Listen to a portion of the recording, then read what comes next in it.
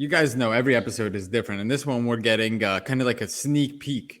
I don't even know who the Raiders coach is, but let's pretend the Raiders coach is Coach Cage, which kind of has a Huh. nice ring to it. Oh, you like that, huh? Yeah. Coach Coach Cage. Cage. So, what do the Raiders need to do besides blow the whistle on the sidelines? Yeah, exactly. That's some BS right there. No, what do they need to do? They need to show up in the second half, man. They got to play some defense. What's funny is what works for each of these teams, it's exactly the same, right? They both have good defensive line pressure on the quarterback. The Raiders hasn't shown up yet, but the Bengals has. Burrow has done a better job of getting rid of the ball. And when they run, neither team seems to be able to stop the run. Mixon is unstoppable when they hand the ball to him, and Jacobs, they can't stop him either. And I don't know why the Raiders go away from that. It's funny because it was working for them against the Chargers too last week, and it built up a 15-point lead for them. Remember, they were up, I think it was like 29-14. And for whatever reason, the fourth quarter, they just stopped running the ball. And it's much easier when it's 2nd and 6, 3rd and 1, 3rd and 2, instead of 3rd and 8. So I don't know why they went away from that. Obviously, you got to mix it up. You can't just become one-dimensional, but the Raiders, they need to be quicker. What the Bengals are doing, get rid of the ball quick, that's the key. Use the tight ends. You saw it on their last drive, right? Use your running backs, throw screens. Do not let Carr stand back there because they're not protecting him. And just don't throw it to Deshaun Jackson because he can't catch. Let's see what else. And Eagles wide receivers is just no good. But yeah, man, that's it. That they should feel thankful after the way that half went with the turnover, the fumble, their defense holding the Bengals twice to field goals with that call with the whistle, whatever it is, what it is. They weren't stopping them. The hope would have been a field goal instead of a touchdown. But they should be thankful that they're only one score down. The Bengals get the ball first, so let's hope the Raiders can stop them and get some momentum on a defensive stop. That's it. I mean, there's a deal. I'm not very impressed by either of these teams. The one impressive thing so far is Joe Burrow just looks like he's been doing this for 20 years. Really? He's just as cool as a You cucumber. think he has that it factor? Yeah, I mean, he doesn't look flappable. I'm not saying he's playing a great game. I'm not saying he's perfect. He's made some bad throws. He just looks very comfortable back there for someone who's in his second year, first playoff game. Because the way I understand football, you have a rookie quarterback, and I know he's in his second year, but his first year was cut short. So like when you go to the playoffs, typically a quarterback is pretty rattled, right? It's different pressure. The defenses are locked in. The what do they say? The pocket is tighter and those gaps to throw in are tighter, right? But you're saying you like what you see. If you weren't a buyer in Burrow cards, would you be a buyer after watching this first half? Not right now. Long term, yes, I would be. Right? Long term, I would be, and not right now because watching the teams, I don't think either of these teams have what it takes to go far in the playoffs. These teams meet one of the upper echelon teams and they're going to lose. They were good enough to get here, not good enough to stay. I think they're lucky that they matched up against each other because one team has to move on, right? So that's the thing there. I think there'll are be your an upper off-season. echelon teams, Cage? Like I'm curious, like because this So is I a don't real think interesting either of these season. teams. I don't think either of these teams do anything for Kansas City or Tennessee, right, in the AFC and the NFC. Forget there's other teams as well in the NFC. These teams I don't think they can keep up with the offensive firepower of some of the NFC teams. So obviously the top two seeds. I also think these teams probably have trouble with. I mean, look, Buffalo's not the greatest team in the world either, but you know who I'm talking about. I'm talking about once it gets to the next round, either of the teams that these guys are going to face, I think they have real trouble with, and they'd be significant underdogs based on the way they're playing. I'm a Raider fan. I got to be happy though. Think about it though. These teams talk about starved franchises, right? The last time the Raiders were in the playoffs. The last time the Raiders won a playoff game, let me say that. Last time the Raiders won a playoff game was in the AFC Championship game when they went to the Super Bowl and lost to John Gruden. Talk about a script, right? So we're talking 20 years ago, right? And the last time the Bengals won a playoff game was, I believe, 1991. So even 10, 11 years more than the Raiders. Talking about like a 30-year drought there. So just, crazy, crazy stuff. Really is. So somebody's going to be happy. One of those franchises droughts is going to be over in a half. And it was smart of you to do this now because if they lost a heartbreaker, I'd be like all deflated and be like, no, I don't want to do an episode. The hell with it. We're breaking our streak. So very smart. He's like, let's do it at halftime. He knows. Well, you said Carlson over 1.5 field goals is like the lock of the year, and he had that basically 1.5 quarters in. Some other notable news, and let me know if there's anything that's interesting to you. Grizzlies 11-game win streak snapped. And guys, that happens. After you have such an emotional win over the Warriors, best team in the league, best record in the league, it's tough, man. It's tough. And it looked like they ran out of steam in the second half. The Suns, well-oiled machine, just keep winning, keep running good offenses. Chris Paul has them playing well. MLB lockout, not really hearing any movement there. And I believe they made a proposal. They made a proposal last week. They made a proposal. Pitchers and catchers cage report in February? In February. We have some time. They Okay. probably also don't want anybody reporting during this COVID uptick either. Everybody's probably, looking to push it off. There'll be a deadline sometime, in February, and hopefully they get on the same page with one another, and that'll get handled. By the way, nobody can act on the Carlson thing except our guys who I texted, in our little text group and said, that's my lock of the playoffs. Carlson, over 1.5 field goals. But my other one is, and it's plus money right now, is Gronk scoring a touchdown. It's plus money. Scoring any touchdown. And if you want, it's like 7-1 that he scores the first touchdown. If you want to sprinkle a little, as Andrew likes to say on our betting shows, you want to sprinkle a little bit of that line in there, a little sprinkle. He's like Emerald, sprinkling a little hot stuff on. Bam! So Did I watched Emerald growing up? My dad and I would watch Emerald. He was real, like he was an influencer before all of this. Yeah. Like he was fun. He made it fun. He was good. He made it fun. I believe you got to give somebody a lot of credit. Like there was Julia Childs before him, but as far as like all of the crazy cooking shows that are out there now, like he was, to me, that was the groundbreaker. That was the guy who broke the seal for everybody. You know what I mean? But the Gronk, I think it's like plus 115, plus 120 that he scores a touchdown. No one has more touchdowns as a combination in the playoffs than Brady and Gronk, right? They're going to double team Evans, and they are horrible against the tight end, the Eagles. They're just horrible. They're the worst in the league against the tight end. So they're going to have to feed Gronk. Gronk has shown up. The last 2 weeks, he led tight ends in every category, yards, catches, all kinds of stuff. He was trying to get his money, and he'll be looking to get his money again. This is Gronk time. It's the playoffs. And who the hell else is Brady going to throw it to, So it's like Evans and him. And that. Go ahead. 1,000%, man. It seems easy, right? It seems too easy. That's the guy he trusts the most. He has the most chemistry. And the rest of his receiving core is out. And like you said, the Eagles are terrible against the tight end. Yeah. Yeah. I don't know what else to say other than that team, the Eagles could knock them off. The Eagles would knock off the Bucs. I expect Brady to have to really play a great game. If you watch them, the Jets almost beat them coming down the end of the season. But they're starting to get healthy, right? So we'll see who comes and plays tomorrow, whether Fournette is back. They actually said Giovanni Bernard is being activated because Jones is out, right? So, you throw in somebody else, next man up, right? We'll see what happens as far as that goes. Levante David, if they start to get healthy and make their way through this, you might have a better team. The Bucs might actually be a different team the second week of the playoffs than they are the first. They're actually a little more ripe for being knocked off this week, being unhealthy and not really having all of their weapons. So we'll see what happens. What do you think about tonight's game? I mean, by the time this airs, the game will be on. So what do you think about the Bills? I know you are a Patriots guy. All year, you're a Patriots guy. And, a lot of people think the Patriots going to win this. I'm going to stick with my guns, man. Better coaching all the way around. Better defense, more disciplined team. And I know you say Mac Jones has a noodle arm. He does. As soon as it gets cold, he hasn't been able to throw over 10 yards. A lot of truth to that. And quarterbacks do win games. But I'm going to stick with my guns. I'm going to go Patriots. Are going to win that game. Josh Allen has not been great in the cold either. I mean, I saw an interview with him this week where he said that he has bad circulation in his feet. He's miserable out there. His toes start to get numb. That's Bart Scott told him to take Viagra.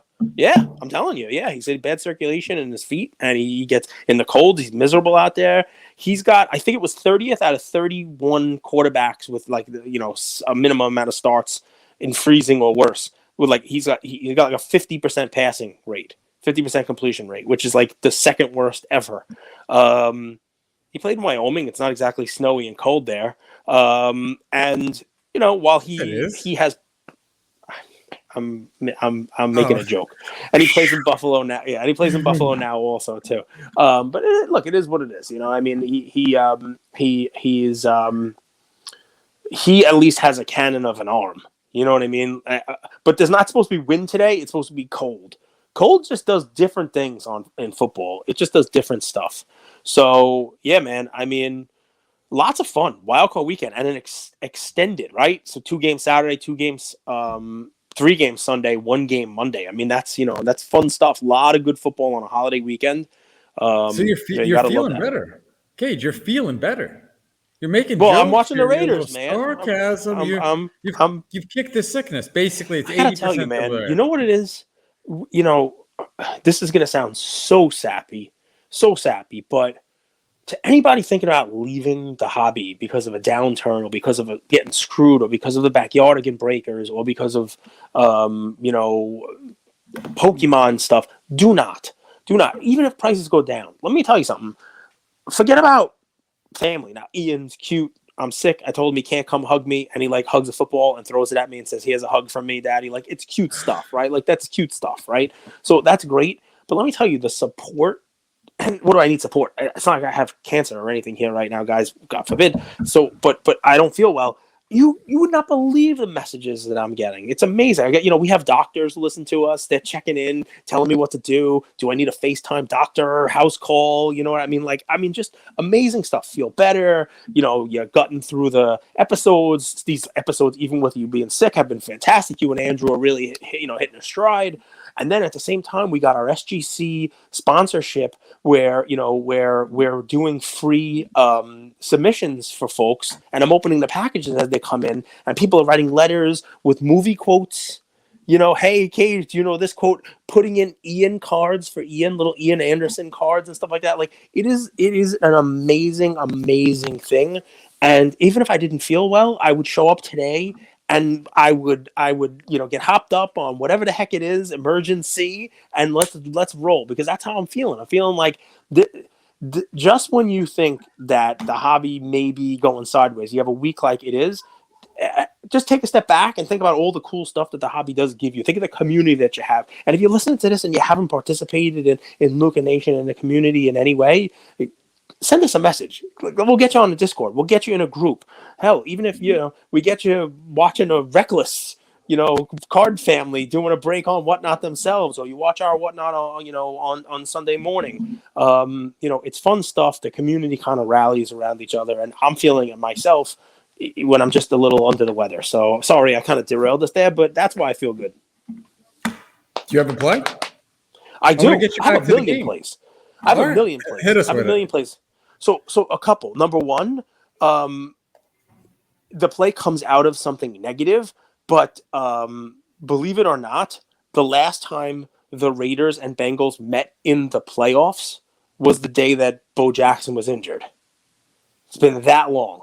So it got me Bo Jackson thinking. got injured in the playoffs, He and got, yeah, he and that was the end. dislocated his hip. Was that what it was? Yeah, I mean the hip bone, the femur went up into the hip, knocked off the blood circulation, just became a whole to do. I'm sure today the injury will be a little bit different, and they might be able to do something about it. But it was one of those things where he came back. He actually played baseball after, but he never came back to football. It was a real big loss. And just a quick little, because of the historical significance with the Raiders playing the Bengals, that got me thinking about the Bo Jackson card with the with his Is that a scorecard. Yeah, the scorecard with the bat and the shoulder pads. Just an iconic, cool card. As we see Kyler Murray doing his thing, a football guy. As we see, folks do this stuff. As we see, Deion Sanders with we talked about him last week, and I gave him as a play with the kid who wants to go both ways and play offensive defense. Bo Jackson has remained relevant. Will always remain relevant. I kind of like, just so that you guys know, and you can look for PSA 10. It's probably expensive. PSA 9. I like his not just the 86 tops traded Tiffany. You know I'm a Tiffany nerd. The 87 tops, wood grain, wood border, future stars with the rainbow. Very iconic looking Bo Jackson card. He's out in the outfield. I think he's about to field a ball kind of like this. And, they have a Tiffany version of the Pops glossy low print. traded, right? No, so you do the 87 tops. Just 87 tops Bo Jackson. It's a future stars card. If you want to pull up a picture of it, that's fine. And this is just one play. Is this not baseball even or football, Cage? It's baseball. Baseball. 87 tops. It's a baseball card. 87 tops baseball. It's with the Kansas City Royals. There you go. See, he's like tracking the ball. See the Future Stars card right there? So there's a Tiffany version of that. Yeah, there's a Tiffany version of that if you want to get a little more rare, which is, it's nice stuff. There's a Tiffany one right there. You want to get it graded. It's a cool card. I like that one. That 87 tops is one, when I collected. I mean, I was actually 10 years old when that came out. And that's just, it's just one of those cards, you know what I mean? It's just one of those, the wood grain, it's just like a cool, it just yells 80s to me. And that Future Stars, you see that on cards now, you know what I mean? Like they still do that now. They did an 87 redo. And so there's play number one. Play number two. All right. I gave him as a play, and I'm not going to give the same card again. And this comes from our audience. Remember, I linked up a couple of hockey folks, Connor Cards and the Pastry family from up in Canada, and they were like, "Oh, we don't have any anybody to talk to." So now I'm listening to hockey talk, and they told me today that Austin Matthews' play that I gave Young Guns was fantastic. It's like 10x from where we gave it, but that Austin Matthews broke another record for the longest away game goal streak in Maple Leafs history. He's now scored in either 9 or 10 consecutive games on the road. And I guess that means something. He's breaking all kinds of records, and he's on like a 60 goal pace at about the halfway mark of the season. I don't think any Maple Leaf has ever scored 60 goals in a season. I think the record's 54. And the Russell Westbrook basically of hockey is how you described him last time, right? For his fashion style, yes, for his fashion, because he was like, he dressed like, he had this weird like cow print thing on, and I remember Russell Westbrook had a cow print kind of thing on. There was a card with him on it. I like a couple of the Austin Matthews cards. He's got an OPC base, just a regular OPC from, I think it's 2016. He's got Upper Deck cards, so non-Young Guns. Take a look, guys, because he's young. He's playing at a real high level. The high-end cards have really moved from when we started talking about them over a year ago. And he's obviously playing the game at a high level again. That's take a look at some Austin Matthews stuff. I try to throw in some Bo Jackson, baseball, and a little bit of hockey in there too, because why not? It's football playoff weekend. Who's looking at that stuff? Who's looking at Austin Matthews except the Canadians that I talk to? Austin Matthews, Bo Jackson, 1987 tops Tiffany. Yeah.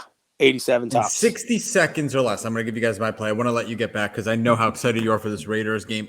And, dude, I think it goes to overtime. I'm not going to say that these Raiders are going to beat the Bengals, but I think you see the Raiders in the last 4 games, Cage, have an average margin of victory of 3 points. I don't even know how that's possible. I think they just won every game by 3 points. So I'm going to be quick, and I know how important this is for you. A situation to monitor. Brian Flores in talks to go to the Giants. Deshaun Jackson in talks to go to the Giants. Now, I want to pull something up. Deshaun Jackson cards have been sold off like crazy. But what's cool about Deshaun Jackson cards is it's very predictable when you see these like kind of like news periods. I don't know how to word it, but like you see this chart every single time that there's any news that he comes back, you see a little bit of a buy and then a sell-off. You see that right there, right around July, the little peak, the little bump, the little bump, the flat, the little bump, then flat. Yep, I see it. So same thing again. I don't think you're going to get an announcement that quickly. I think you're going to see this kind of linger into a little bit, maybe closer to March and April. Watch this. So right now it's about a $450 card, right? $443 is the lowest price on alt. People are offering $372. This is the Panini Prism from 2017. Don't forget how good this guy is. And at the end of the day, I don't know what's happening at all with his legal situation. I do believe he'll be in the NFL next year. But I want you guys to monitor this more than buy it. Because as this plays out, if you're following beat writers, if you could get a little bit in the weeds, I don't think many people are watching this right now. It's the What offseason for was the it? Giants. You got the chart in front of you. What was his car? Because I remember talking about this car. Like, what was it? It doesn't. I got to be honest with you. I mean, look, you compare that card to what Mahomes' card is at. Obviously, it's a different player. It's a different, different career. But what was it before? Because I got to tell you, I thought it was going to be less. I thought so too, man. It's still holding tight at 500-ish. Yeah, I thought it'd be less than that. If I'm being honest, I thought it'd be less than that. But hey, interesting. And Flores, that was a surprise. But hey, look, it is what it is. That's cool. I mean, I see the whole chart. This is alt Yep. that we're looking at here. We got the alt chart. What was it at its peak? You could see it there. What was it? What was it like? I mean, was it when he was playing? 1,400, 1,300 last February.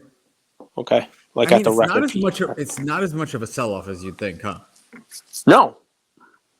For someone who hasn't been in the league and who it's questionable if he'll ever be in the league, I'd expect it to be.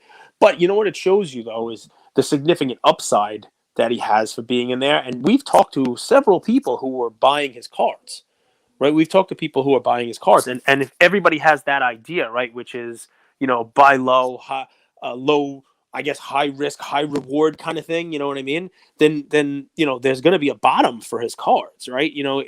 If no one's buying, then okay, you can get them for 100, 200, 300 bucks or something like that.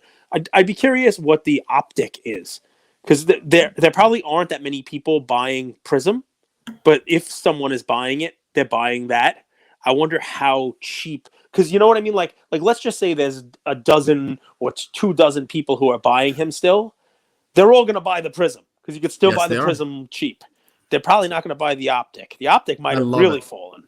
Yep, you're 100% right. And it's lower pop, Cage. So here's the optic. 113 bucks on auction, 119, 122. And there's so I mean, think about that, right? What was the peak on that? 475, so 4 times more, where the Prism was only 2.5 times more. Correct. So I mean, think about this. You buy this at 115. I can see this one going to 230 before I see the Prism going all the way back to 1,000. You know what I mean? Which is what you'd have to do to double your money. Yes, so it's just another way of potentially playing it, because this one's kind of gotten beat up. The Prism is not at it's more than a third of what it was at its peak. The optic is less than a fourth of what it was. So percent-wise, the optic has kind of been beaten up a little bit. And this is, again, guys, not for if you want to have a card of him to hold forever for when he goes into the Hall of Fame. This is for flip on news, flip on if he comes back, if he signs, that kind of stuff. I think the optic might actually be a good play then. It looks like there's a select there. There's a couple of other options you got showing there, too. I mean, this is a gorgeous card, too. Like, I think it's more of a situation to monitor more than buy in right now. I don't think that during NFL season, as the playoffs are playing on, they're going to make this announcement. I really just don't see how it would create so much negative press. I think it's something that you're going to see in like the dog days of April, May, June, when no one's really talking about the NFL. That's my personal opinion. It's a situation to monitor more than to buy into. All right. Makes sense. Makes sense to me. Guys, I'll bring more hockey. We're going to get some more soccer going. We want to make sure that everybody's, hobby stuff is taken care of. I want to, again, I mean, I spent some time, but big thank you to everybody for, all the well wishes. And, we're back tomorrow with Whatnot and Collectible, the fractional report, the collectible report that's tomorrow night. And, lots of football to be played, guys. So, we're having some fun. Literally having fun, Cage. I love our team. For Whatnot tomorrow, love our community. Guys. Yeah, you and love I appreciate everybody. you, brother. For well, Whatnot dude, tomorrow. I mean, I don't. Yesterday, there's 2 distinct groups of people that I had a little venom, but I love our community and I love our team and I love you, brother. So you're right. Stay focused on the positive. Well, I mean, listen, it's okay to call out the negative. Let's just make sure that is too. But it can't override, right? You know what I mean? Like, and we shouldn't ignore it, right? Definitely not. You have to, you have to bring out some of the stories that are there and the whole deal. But we have to remember, at the end of the day here, people are spending their money in this hobby. It's supposed to be fun. You know what I mean? It's supposed to be fun, and that's an important thing that we shouldn't you shouldn't forget. Speaking of fun, my loss, your gain.